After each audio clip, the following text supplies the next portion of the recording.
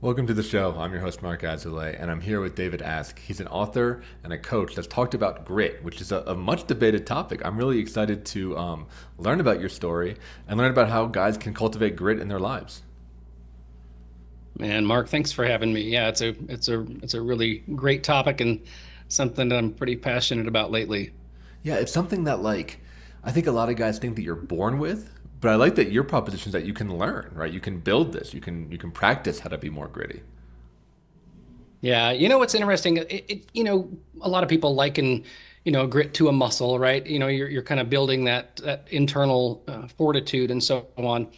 And what we have found, so I work really closely with Dr. Andy Garrett, and we, walk people through a curriculum and so on to help them, build internal grit and so on. But quite often we misunderstand, kind of our motivations. And something that we really try to do is, and I kind of like to say it this way after we walk people through the coursework, I like to say, let me introduce you to yourself. And the reason I kind of want to start with that is that grit is, if it's really understood, is something that is an intrinsic, motivator, as opposed to, sometimes we're going to do something that's difficult over a long period of time, like the definition of grit, right? Do something over a long period of time because what's on the other side of that hill, as it were, is worth fighting for. Hmm. But sometimes we do that because of an extrinsic motivator as opposed to an intrinsic, sense of mission. Yeah, and that right there is, I think, the difference between a boy and a man, right? I think boy Yeah. psychology is chasing those extrinsic motivators and like the hit of sugar or the woman or the drug or whatever, right? And I think a man is it's all internal, right? It's based on your values and the long term gains and the delayed gratification. Isn't that neat? I like you kind of, led with that. The definition, like even the Hebrew word for man is it's one who speaks order into chaos, Hmm. which is Yeah, really a different way of, looking at life, on a maturity level, because quite often, right, we're just kind of reacting to life and, not necessarily approaching life with a sense of priorities, like values, yeah, convictions, and things like this is right, this is wrong, this is chaos, this is order, this is beautiful, this is not, things like that. And if I'm in the room as a man, right? Not that it sounds kind of funny to say it this way, but if I'm in the room, I own the room. It's my room. hmm, And when I say that, I mean it's like if something is out of order, if something is disordered, you know what? I'm just the man to step into that space and turn, chaos into order. yeah, yeah. And I think it is a good reframe of the fix it mentality, right? 'Cause I think a lot of guys, we get flack for being fixers or whatever, right? And Yeah. especially in the modern world. But I think that is what we do. I think we fix problems. I think we conquer challenges, and I think we protect the people that we love. And these are Yeah. like tried and true values that I believe a lot of men are lacking these days and don't have, healthy outlets for. So I'm happy that you're out there helping guys like develop that and embrace those things about themselves. Yeah. It's what's neat too is when you understand, like the difference between grit and resilience, Yeah. and you do it from, that internal space. Really, it's an identity, based, Hmm. position. I forget who said it first. I think it was Seth Godin. He said, people like us do things like this. Hmm. Yeah. So you really have a clearly defined sense of, yeah, who you are and what, how you're approaching life and what dent in the universe you want to have, as it were, right? What impact? Yeah, yeah, I love that. So before we dive into that, because we could talk about that for hours, I do want to know more Yeah. about you Yeah. and your story and your journey around developing this. Because I would imagine, like all people, right, you don't start with it. You have to build it over time. So what has your journey around Uh, grit or masculinity or even your professional career been like? yeah, I'll just kind of give you a bit of an overview. So I grew up in a little town in Minnesota and moved to Nashville, Tennessee in 1994. I was a vocal major, and music for me really, we grew up in a real musical family, as my mom was a Mm, music teacher and so on. that's So, cool. I realized, kind of my later years in high school, like I really can do this. And so what's fascinating is, in fact, this last weekend had two concerts. I so enjoy music. At the same time, I think that I lacked self-awareness around it. So largely, I'll kind of as I'm, telling my story here, I'll get a bit vulnerable. I approached life in my early, 20s around music with a bit of a lack of identity, lack of internal fortitude, as it were, where I felt like I had to generate an identity. I had to become somebody, or at least not be a nobody, to have something, that the world, as it were, those around me would applaud and kind of validate the fact that I am somebody or that kind of thing. And I didn't realize I was necessarily doing that at the time, but I think, even as I say that, I'm sure people can relate to that. But Yeah. since then, married 25 years, got two teenagers. I started a business about 10 years ago, based around a product invention called the StatGuard Plus. It's the world's first thermostat guard with a combination lock. So we sell in the Home Depot and Lowe's and True Value, and we're just growing that business here. So what I'm kind of excited about is the fact that it's given me a bit of margin to do some things, work on some things, and that I'm a bit more passionate about on a personal level. And of course, that's kind of why I'm here today too. So Yeah, yeah. What was your journey with grit? Because I imagine like being a musician, it's about practice and about grind, you know? And when I think of yeah, childhood musicians especially, right? Like, and you probably know this more better than I do because your mom's a teacher as well. It's like they often accelerate really quickly and they're excited, but then they hit a yeah, plateau and most of right, them drop off, right? After about like, 2, 3, maybe 4 years of practice, they drop off and many people don't continue being magicians because the yeah, gains are like not as quick, you know? yeah. Because, and I'd imagine that's when the grit has to come in, right? Well, it's a fascinating concept that you started kind of on a positive level, meaning, Yeah. grit is required to build a life. If you want to build a powerful and beautiful and a good life, you're going to have to be able to do hard things. Hmm. And so what's fascinating is you talk about a musician and so on. you know, of course, if you want to enter that next level, not just kind of stay in a zone of competence, but if your definition of success is I want to make a living doing this, I want to give people goosebumps doing this, I want to move a crowd and I want them to call me back, when I'm done, be like, I got to hear more of that. You're going to have to spend a lot of time alone doing hard things when nobody is applauding and, to get to that space. But what I think is fascinating is, on the, I'll just say it this way, on the negative side of life, right? What if your relationships are suffering? What if your marriage is suffering? And you're committed, to get to the other side of the hill because, what's on the other side of the hill is something that's empowering and, you know, just beautiful. I mean, you have to look at both of those, whether it's an opportunity or an obstacle, as what, if I'm going to have something beautiful in this life, I'm going to have to do hard things. I'm going to have to lift heavy things. Hmm. So I think that's, grit is all about building the life that you want. Yeah, I'm wondering for you, like, was there a moment when shit got real?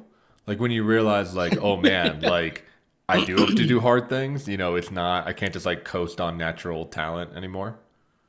I mean, in a lot of ways, I feel like it's almost every day.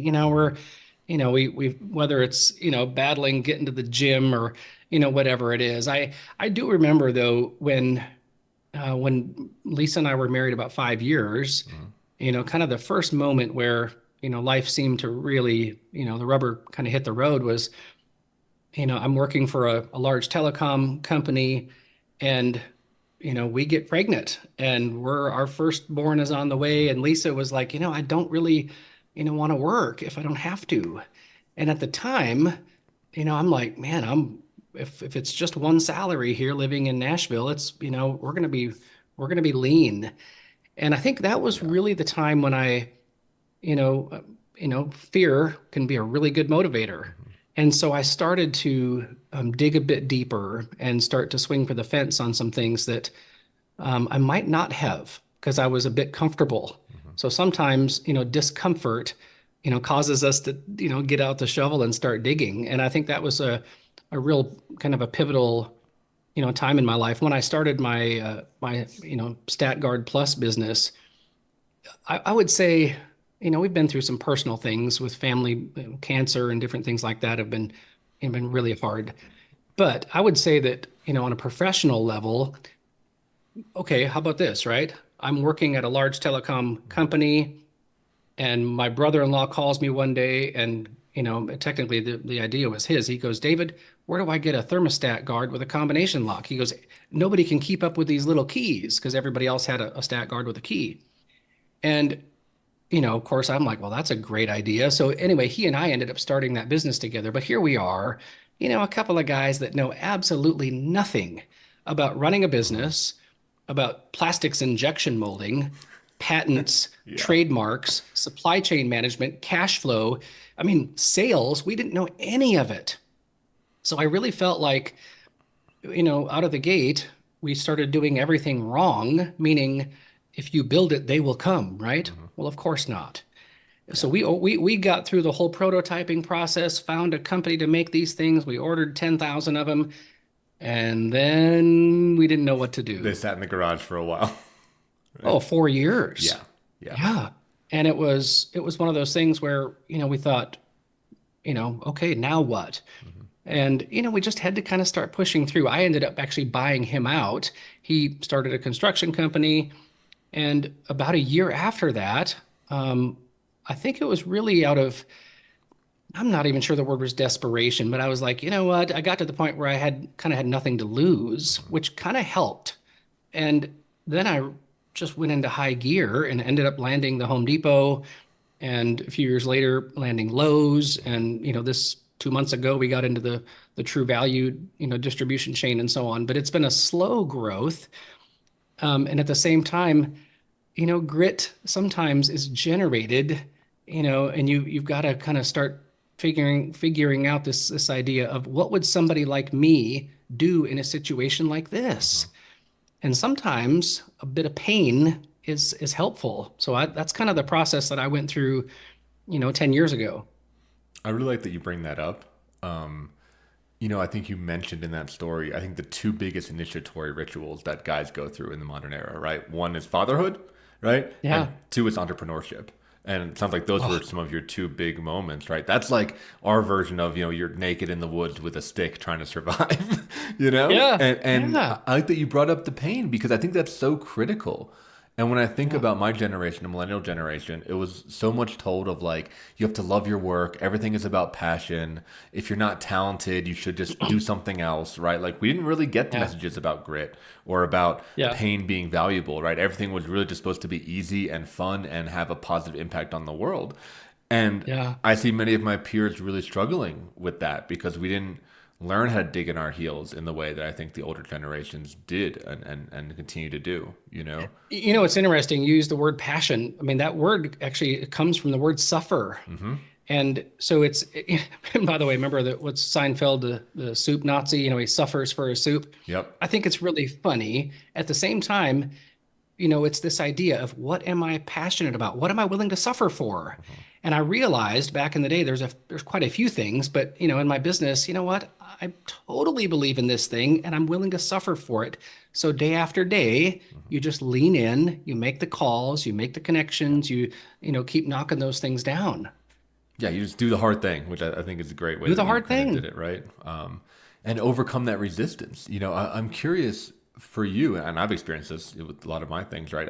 The gym is a big one that's pertinent now, right? There's like that Yeah. wall of resistance, that wall of like no or fear or shame or whatever it is. I'm Oh curious, man. like, one, I mean, I assume you feel that, but I'm also, if you have any strategies for overcoming that, like how does someone push through that like negative emotional fog that comes out of nowhere, you know? Yeah. So, I would just, I mean, for instance, the word grit requires the word fear, Yeah. right? That you can't have one without the other. So if you have someone in your sphere of influence, whatever, that is gritty, they've looked fear in the face and they've pushed through it. Hmm. But again, I think the larger topic here is this identity-based statement of what would somebody like me do in a situation like this? Am Hmm. I pushing through something that's difficult because I want someone else to tell me that I'm great? That's pretty fleeting. That's not gonna last very long. Or am I pushing through something that's difficult because I believe in it and I think it's worth fighting for and even dying for? Yeah, is there It's a a much real different, reason? Yeah. yeah, much different headspace, right? A Yeah. much different headspace. That internal, um, set point, that internal temperature is so much more empowering than handing the keys, to someone else, as it were. Yeah, and like you said in the beginning of this episode, right? Like going from a reactive life to a proactive life. Feeling like Yeah. you're in the driver's seat of your life rather than just, Yeah. bobbing and weaving with the stressors that come your way. Well, and of course, when you don't have that approach, right? When you have that big question mark, Hmm. inside of you, get ready for increased anxiety and apathy and all that kind of stuff. You're going to feel it. But guess what? Everybody else around you, is going to feel the same thing. They're going to feel that question mark. They're going to feel like you're kind of, pulling something from them, or, it's just always looking for something, or you're kind of needy, that kind of thing. Not that we're not human. I'm not creating a utopia here, but, having that internal constitution and temperature and set point and convictions and having real radical clarity on those things it's the only way to fly. It's the only way to push through and to really kind of rise above some of that stuff.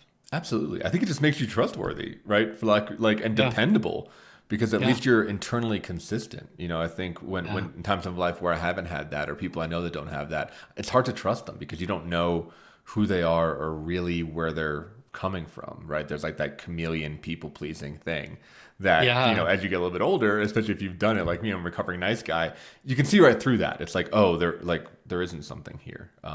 Yeah. It's But exhausting too. it's Yeah. super exhausting. We're going to move to our commercial break. When we come back, we're going to talk more about how to build grit in your life, about some techniques and strategies that you can use to overcome the resistance to it. And yeah, some of the Okay. outcomes and some of the reasons that are worth fighting and dying for, just like David's saying. Yeah. So hang on in there, and we'll see you on the other side of the commercial break.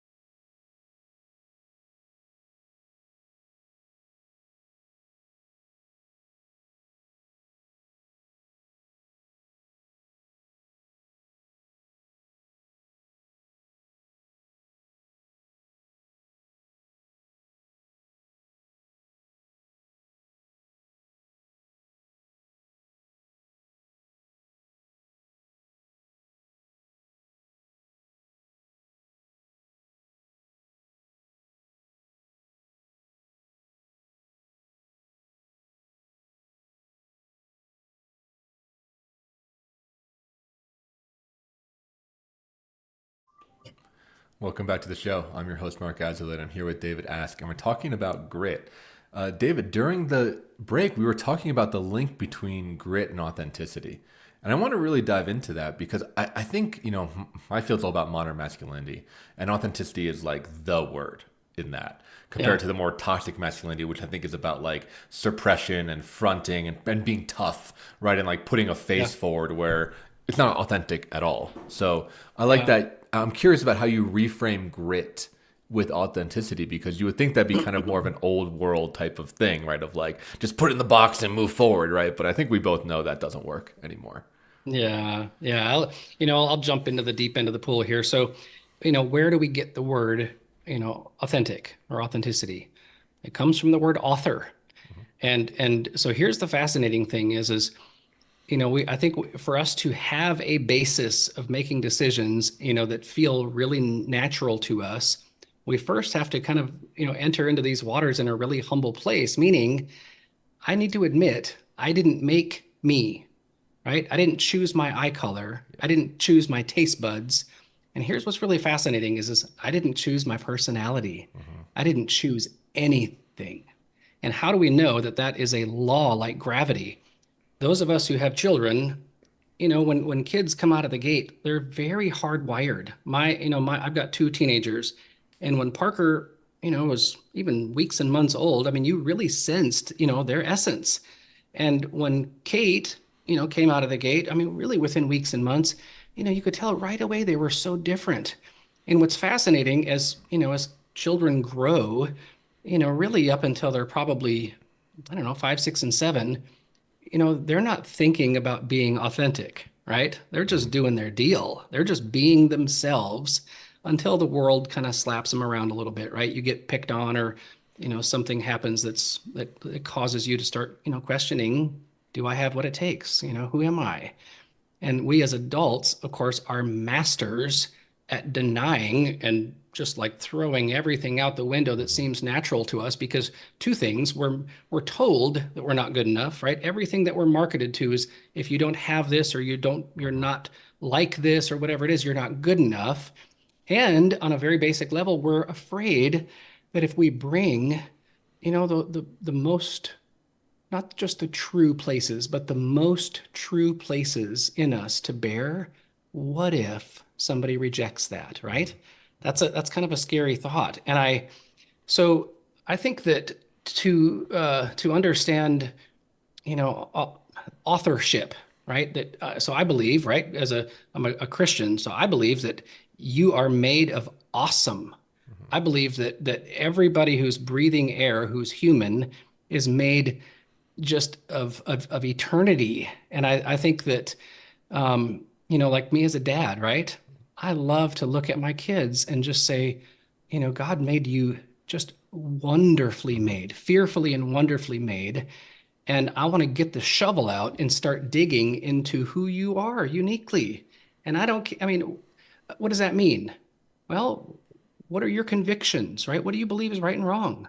What do you believe about, kind of values and things? And again, when kids are younger, that's a hard thing to establish. But as your teenage years and you start to self-actualize, you can really dial into who someone is because there's a hierarchy of these things. So what are your convictions, right? What are your values? What's the virtuous impact that you want to have on those around you? What is it? I like to say, I think I got this from a Nissan commercial. What is it that gives your goosebumps? You know what I mean? What is it that puts that lump in your throat in a good way? What is it that makes the hair on the back of your neck stand up? What are you willing to die for? What are you willing to fight for? What breaks your heart? And when you start, harnessing all of that stuff and you start, how about this? Identifying, right? The word identity, authorship, that's your identity. You don't have to fabricate something or be someone else. You're exactly who you are, and it's fantastic. You're made of awesome. My favorite quote, Mark, by the way, is Benjamin Disraeli. He's a former PM of England back in the day. He said, the greatest good you can do for another is not to share with him your riches, but to reveal to him his own. And I think, man, as a dad, as a husband, as a friend, I don't want my kids to be like me. I would hope that they would, model, some of my virtuous, aspects and so on, and of course avoid some of my stupidity. Yeah. But at the same time, I think the way to really love someone is to see, the greatest good in them, the beauty, the riches, the strengths, the virtues, the convictions, the effort, all that stuff, and to say something, to validate it, not just when you cross the finish line and you're first, right? But like something, for instance, like, hey, Parker, I saw you interact with your friends the other day and you spoke out of your heart. You said something that was really powerful and impactful. I Mhm. want you to know I felt that.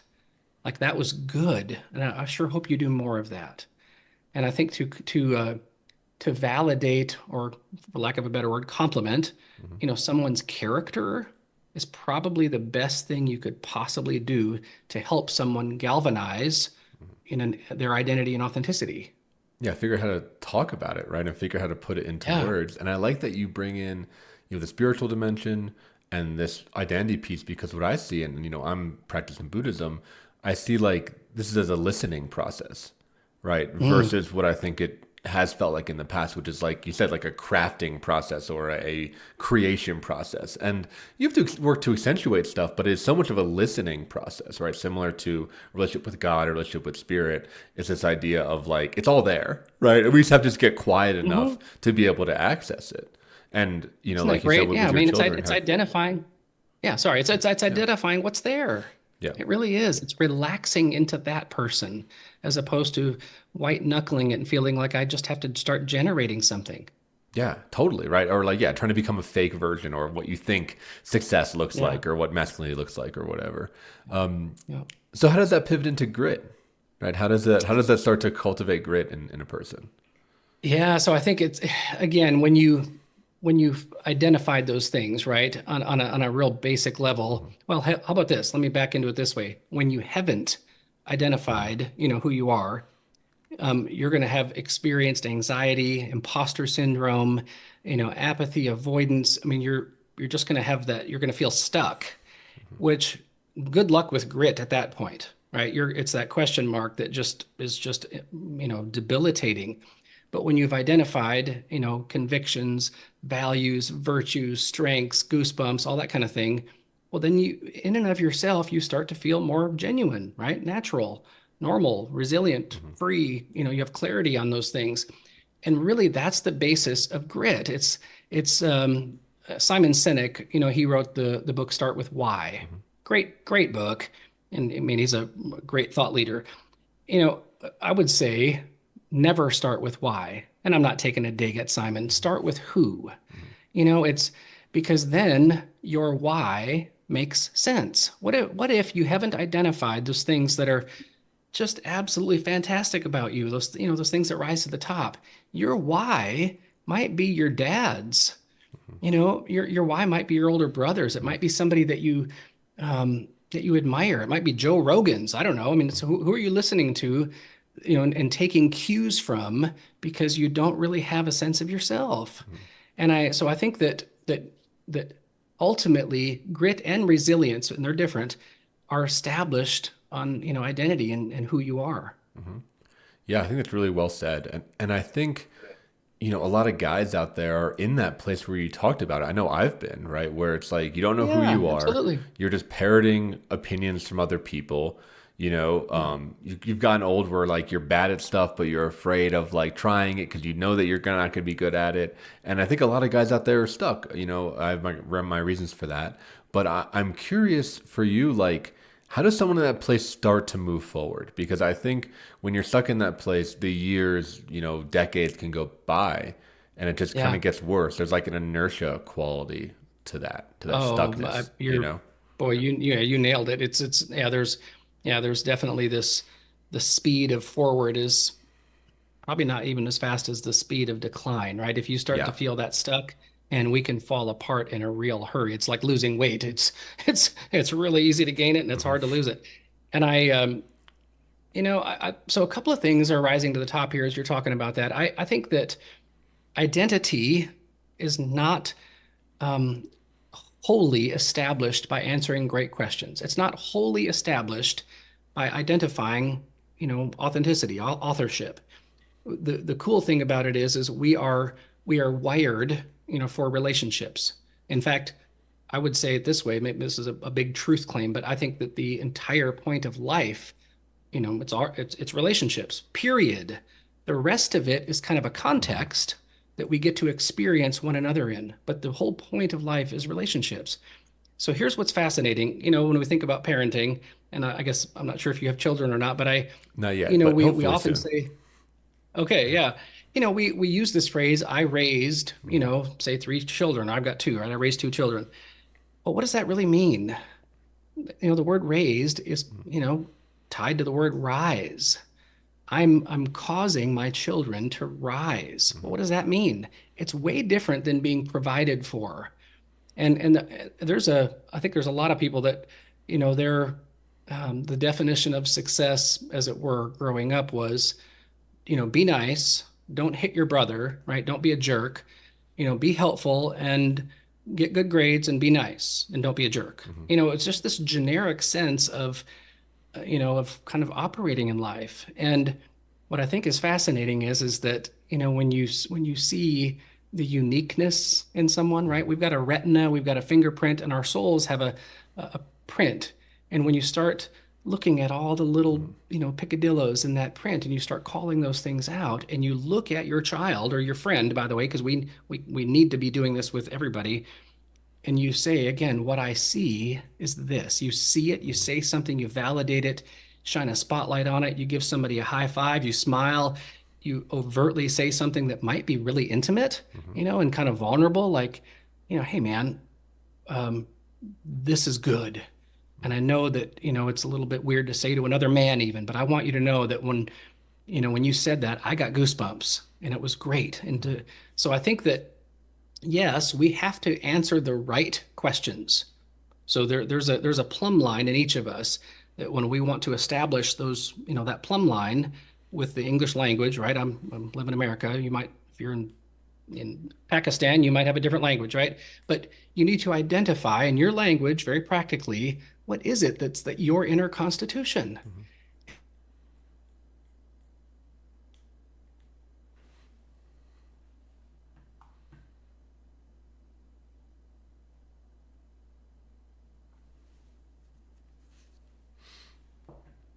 Oh no.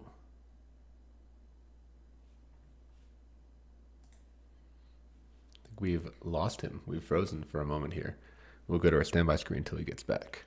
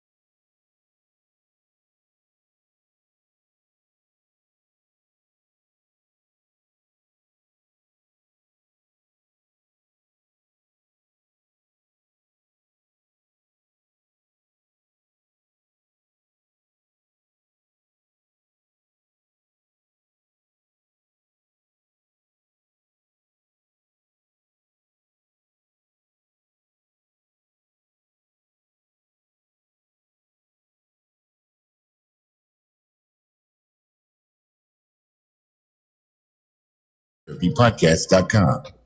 Now, back to the Men's Therapy Podcast. Welcome back to the show. Unfortunately, our guest had